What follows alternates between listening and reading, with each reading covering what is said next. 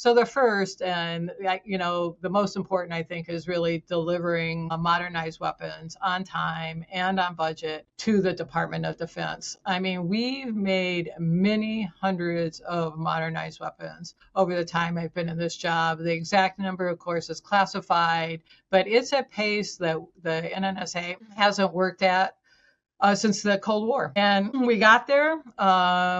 It's been repeated year after year. There's every reason to believe it will be maintained. So that's what we do. We deliver the nuclear deterrent, job one. But also, I think of nuclear deterrence as more than weapons. It includes what we do in global security, includes what we do in naval reactors. And the thing that I'm most proud of in that regard is I think we've really strengthened our relationships with allies.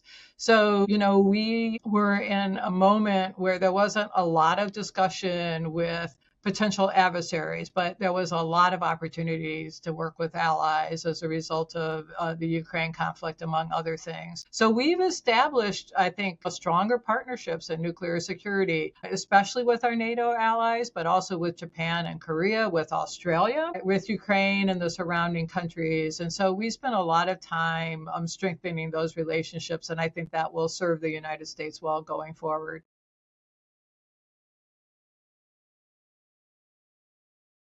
Again, our young men and women are exquisite. They're working on a lot of these maintainers, as we call them, are working on weapon systems that are 2 or 3 times older than they are. The Minuteman III for our ICBM, our land component of the triad, the Intercontinental Ballistic Missile, was first employed in 1970. Do the math, that's 54 years old. So you have 20-year-old, 22-year-olds working on a system that's 2 to 3 times their age. The youngest B-52 in the inventory first flew in 1961. Again, I'm not good math in public, but I think that's 63 years old. Imagine taking a car out on the freeway and driving the speed limit of 65 or 75 miles an hour with a 63-year-old car. It just doesn't happen. But this is the kind of professionalism and dedication these young men and women, and they maintain these airplanes and these missile systems exquisitely. But it's challenging. We're hurting for parts. It's hard now. A lot of the parts aren't being made anymore, so we have to manufacture our own parts. But it's difficult. Now, I will say the B-52, I don't want anyone to be misled here. While it's a 63-year-old airplane, a lot of time and effort has been put into modernizing the B-52 to make it a 21st century platform. New radars, new avionics, new engines are going in, a whole lot of time and effort. So while the guts and the bones of the airplane are 63 years old, the capabilities are right up to speed. And we're going to be flying the B-52 as an example for another 30, 40 years, in my estimation. I'm convinced of that. The B-2, our newest bomber, aging out, and we have a replacement to replace the B-2 and the B-1 bomber with what's called the B-21.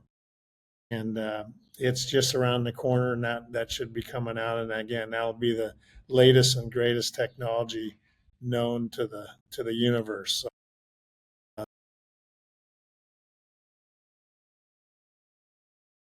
it was the closest thing that we had to nuclear engineering. For decades, officers have graduated from the Naval Academy and gone into nuclear engineering, but we never actually had a nuclear engineering program, despite what people would think. And the reason for that was pretty straightforward. Rickover, and this is not meant to be disparaging at all, we wanted a very specific, type of naval officer to go into the Naval Nuclear Propulsion Program.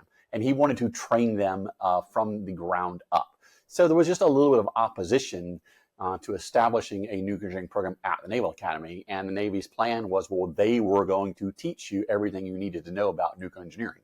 And so that's what I did. I mean, going all the way back to 88, everything I knew about nuclear engineering, I learned in the Navy. But we always, at the Naval Academy, we always wanted to establish our own nuclear engineering program. We finally did do that with a lot of coordination with the Naval Nuclear Propulsion Program. But I helped start that program.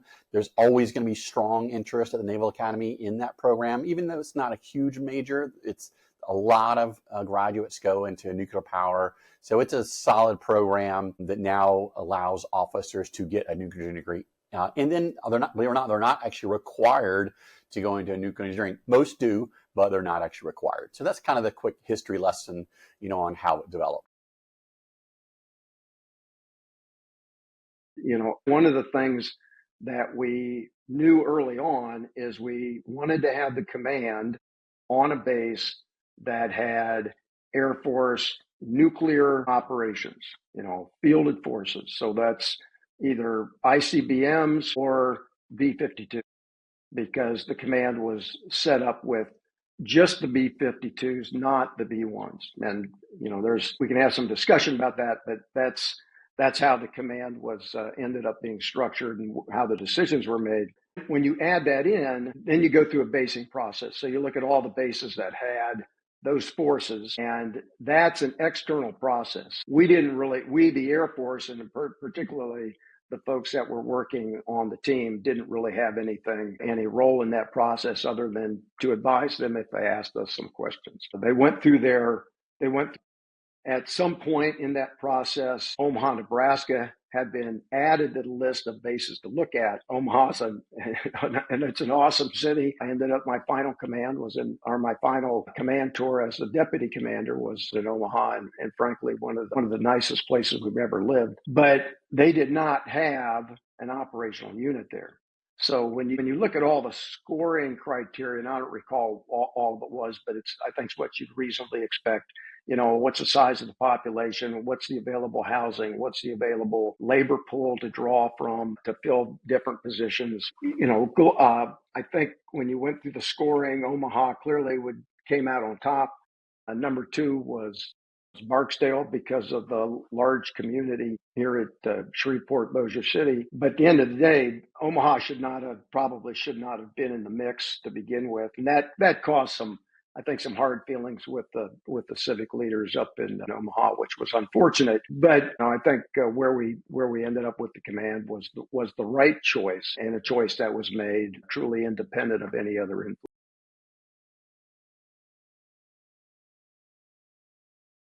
Well, I think with any ally, there's always the concurrent fears of entanglement and abandonment. So, I've worked Korea for several decades now, and Korea does seem to be kind of the needy ally of, sure, you had a military exercise with us, but that was last week. Are you still going to defend me? And that's sort of gone forward over the decades. So, every time North Korea does something, there may be a fear of, would the U.S. really be here? Since I think particularly 2017, when North Korea tested an ICBM that could range, all of the U.S., the fear of, would you really trade San Francisco for Seoul has really grown. And many of us have kind of pointed out that, well, during the Cold War, we were willing to risk New York, Washington, and San Francisco for Bonn, Paris, and London. Why would you not trust us? And then they can come back of, yes, but the UK and France went nuclear, et cetera. And there are a lot of reasons for why they did that beyond fear of U.S. abandonment or not fulfilling our treaty obligation. So there is that ever-present concern about abandonment. Or it could, if a U.S. official or former official or potentially future official says something, that can spike concern as well. So I think there has been this growing fear of, would we really risk our own cities to nuclear attack once North Korea has developed that capability, which we think they've had for a number of years. So it is, I think, the concern of abandonment that has really been exacerbated in recent years.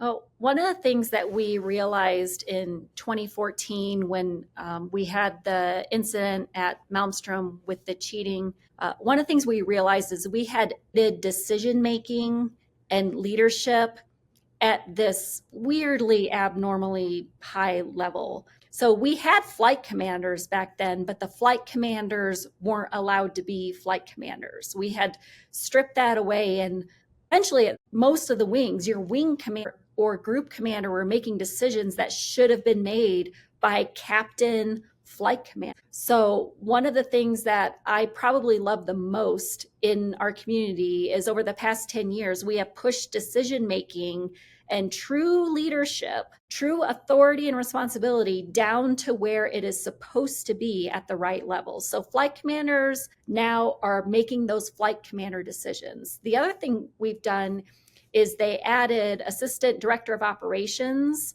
to every missile squadron. So then that's an opportunity for a senior captain, a junior major to lead at that intermediate level between your missileers and your squadron leadership. So that provides them some opportunities. And then one thing that a lot of even people within our own community don't realize, and we're trying to do a better job of educating them, is there are a lot of opportunities outside of the nuclear enterprise or at different places within the nuclear enterprise where you can grow and develop that aren't at a missile wing. They can go to United States Strategic Command. We have an amazing woman who's currently working at the Department of State. I got to go to the Department of Energy, and then we have different schools that folks can go to. They could be a ROTC and get development and leadership opportunities that way.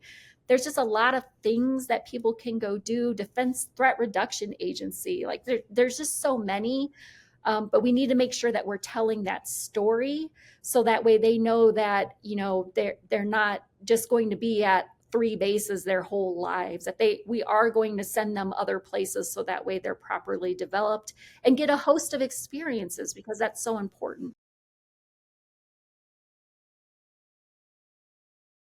We need to decide ourselves whether our stake in defending Taiwan is sufficient to risk nuclear war with China, right? Because if we go to war with China, you are risking nuclear war with China, right? I mean, even if neither side intended in their strategy to use nuclear weapons first, wars have a nasty habit of going places no one thought they were going to go at the beginning. You know, everybody thought the American Civil War would be over in a week, and it was the bloodiest war in our history. So I just think that we have to sort out whether we want to rely on nuclear weapons and what the role of nuclear weapons is in deterring and fighting China in Asia.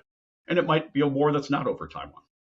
It might be a war over the South China Sea or something China's done to one of our allies. But I think the Chinese take seriously the possibility that the war could go nuclear. I think that's one of the reasons they're building up. But that's just my opinion. I mean, I think when Xi looks at his security situation, he says, well, I don't want to go to war with the United States. But if I have to, from his perspective, like a Taiwanese independence declaration would force him to go to war.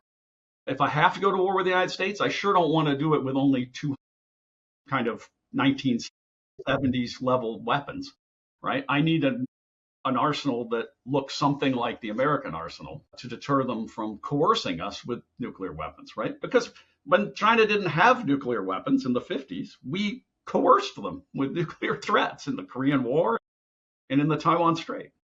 And they're never going to let that happen again.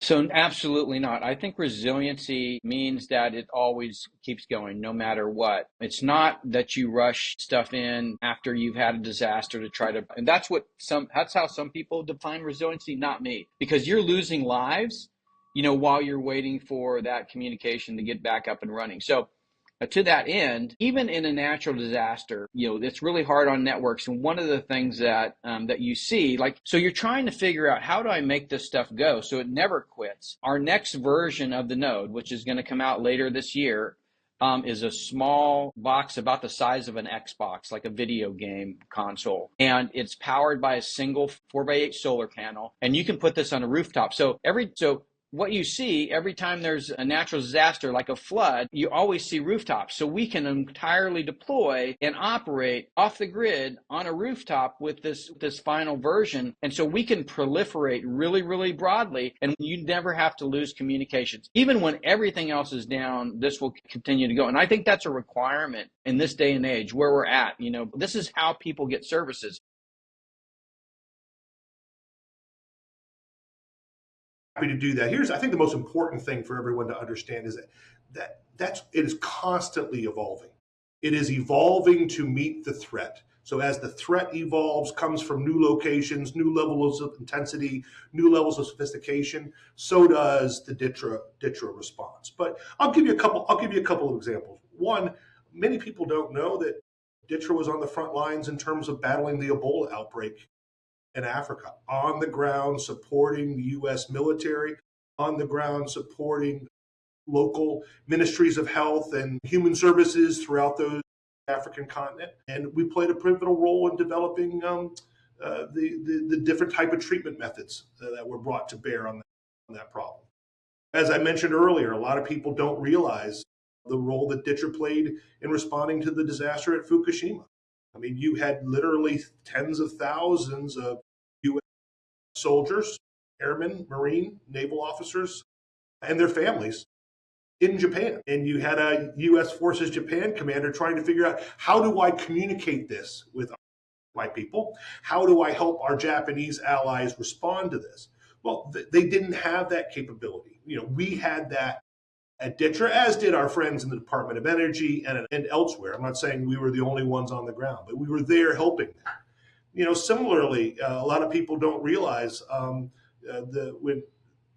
we were eliminating the chemical weapons in Syria, I mean, that was primarily a DTRA mission in direct support and supported by elements of our friends up at the Aberdeen Proving Grounds, what they call now DevCom. We used to call it Edgewood Chemical Biological Center. But I mean, that was a strong partnership. But DTRA was first and foremost, they were involved in that on a daily basis.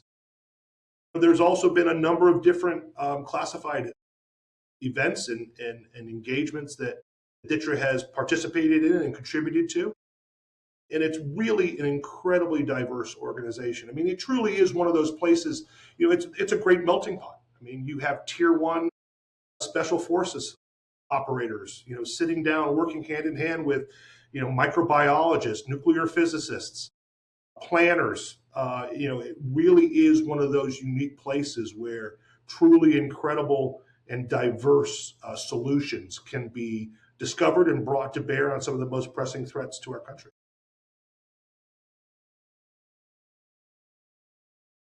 I think part of what makes this all, like, the part that gives me this glimmer of hope that we're going to be able to do this is that we have these three things lining up that I have never seen line up before.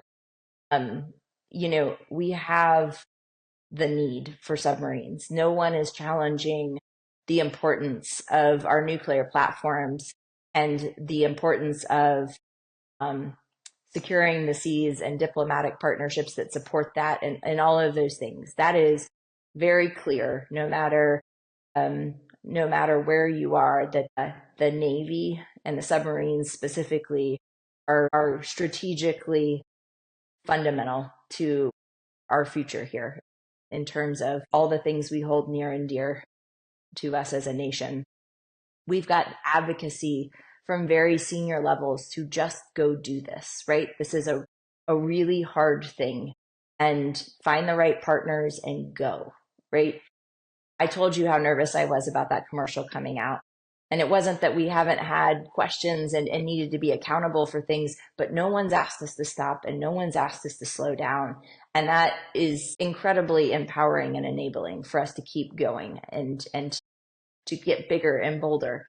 And then we've got the resources to actually go do it, right? Like, we have $800 million or more in the budget over the next 5 years, all targeted at workforce and kind of this huge spectrum that I talked about.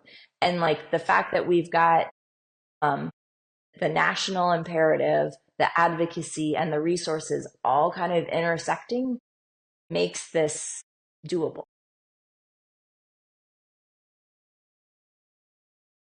Number one, I want to maintain the bipartisan consensus that U.S. engagement and leadership in the world is a good thing. So there is this pull right now, both it's existed on the left end of the American political spectrum since forever, which is that the United States tends to make a mess of things. And so as the United States gets stronger and starts to try to, maintain stability in regions in the Middle East and Europe and the Pacific, we're actually creating more problems. So that's the sort of the the left end of the political spectrum, but it's popping up on the right. And so that is very concerning, because if you don't agree that it's a vital American interest to maintain free and open sea lanes in the Red Sea, in the Med, and beyond, then a lot of what I'm arguing for, and that my fellow commissioners, Democrats and Republicans, are arguing for, doesn't make sense. And so that would be my number one wish, is that we could maintain this bipartisan consensus for the U.S. role in the world. That we get super serious about U.S. missile defense, and in particular, U.S. missile defense of the homeland. One of the recommendations of the Posture Commission was that we build, adapt, invest in advanced technologies to close this vulnerability that our homeland has against the coercive threat from nuclear peers. So right now, we've got a missile defense architecture that defends against the rogue state threat, North Korea primarily, and Iran if it gets an ICBM. But we're vulnerable to Russia and China. And Americans understand there's still broad bipartisan consensus that we want to help our allies abroad who are under attack, because they correctly understand that if we can keep those conflicts regional and far away, they can't escalate and harm Americans. But our adversaries might flip the script on them and say, oh yeah, well, what if we can attack the United States in such a way that paralyzes and causes us to be fearful, but doesn't enrage us, so that we back down and don't support our allies abroad. And then China can take Taiwan, Russia can take the Balts, etc. And so anyway, so I think advancing U.S. missile defense that becomes a serious national objective would be my second wish.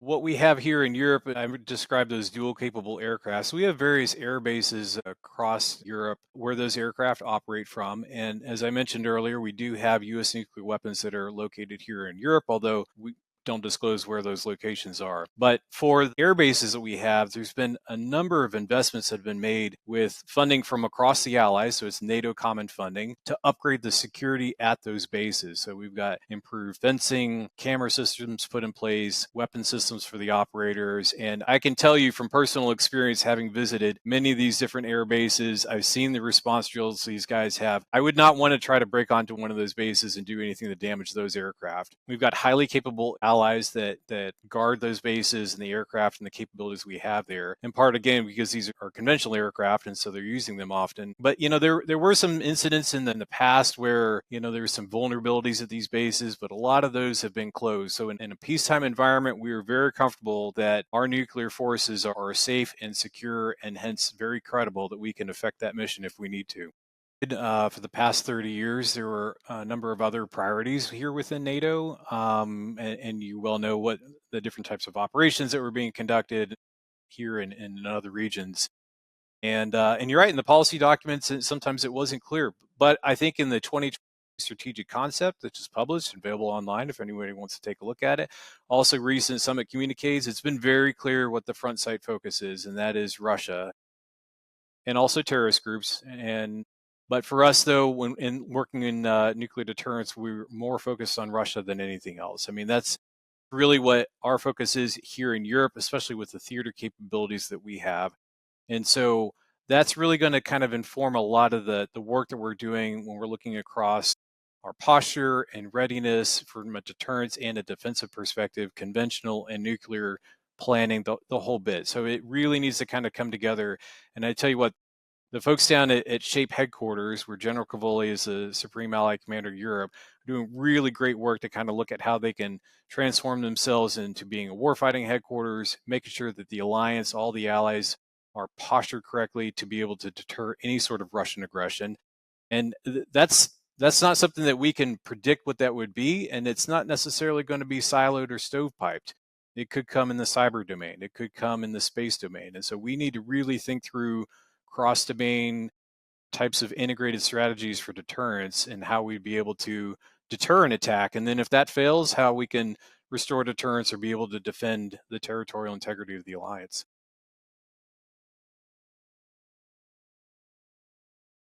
One interesting thing that we did about 2 years ago is we broke the submarine acquisition and sustainment enterprise up by function. Rather than one program executive office responsible for submarines, we now have 3. And so my particular job, along with the Admiral Scott Papano, We really had three jobs, right? One, build Columbia. Two, keep Ohio in service effectively.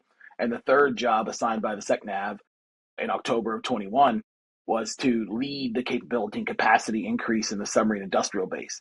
By that time, just from building, transitioning to 2 per year Virginia-class submarines, sustaining our SSNs and SSBNs, going through what I'll call the workforce hell of COVID, which I'm sure I'll dwell on that later. But right, I don't think COVID fundamentally changed our demographics. It just made us more aware of how scarce human resources are in this nation and the skill sets that we needed. It was coming anyway, but it made us more aware more quickly. And so Admiral Papano and I, we have a program within our organization led by a lady named Whitney Jones that is responsible for investment, process change, driving technology, workforce programs, national marketing campaign, all kinds of those things. And that's all underlined by the fact that when we recapitalized ballistic missile submarines the last time, 1 per year Ohio's in the mid 80s.